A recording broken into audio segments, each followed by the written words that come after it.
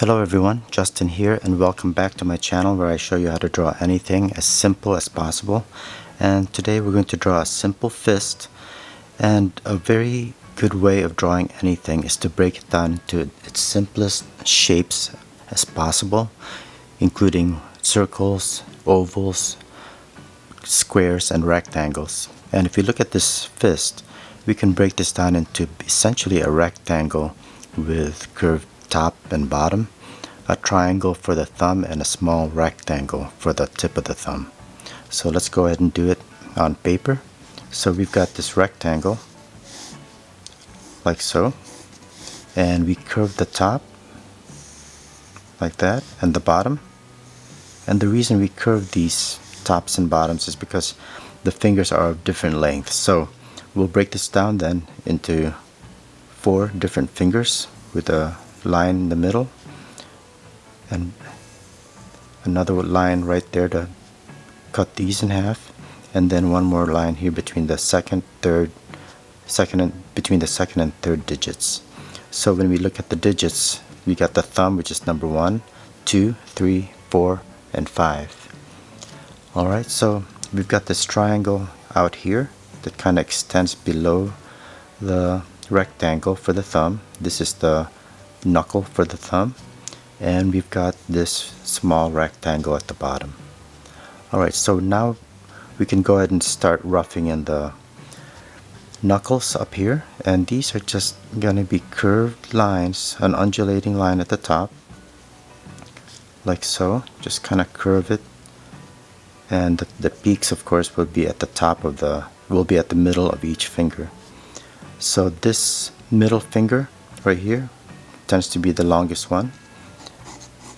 So let's just go ahead and make the round here at the bottom, and that's our middle finger. Here's our index, kind of curve that. Here's our ring finger and our pinky. Pinky is the shortest. Alright, so now let's just go ahead and draw these lines, and we're basically just cutting out all these sharp angles to draw the digits. And here's our distal knuckle for the thumb to the tip, and this kind of have a slight curve towards to the fingernail. This will have a slight curve to the fingernail, so let's just curve that and then round off the thumb. Now depending on the fist, you may or may not see this part of the thumb. People make fists very differently, so some will bring the thumb towards the middle, more like this, and others will keep it out here. And this is what we're drawing right here, where we can actually see this knuckle right here. Alright, so go ahead and add a little detail there with the fingernail, and now we can also maybe add a couple lines here that kind of just adds a little bit of three-dimensionality as far as the knuckles go. And that's pretty much it. So let's go ahead and render this with a magic marker, and you can start anywhere. Just basically outline all these lines that we put in. Go around to the other side here, and feel free to kind of curve that line a bit. And of course these middle lines here aren't gonna go all the way to the top. It ends right about here, so let's just do that. And here we're going to stop right there and up, and the index finger, and let's finish off the thumb out here.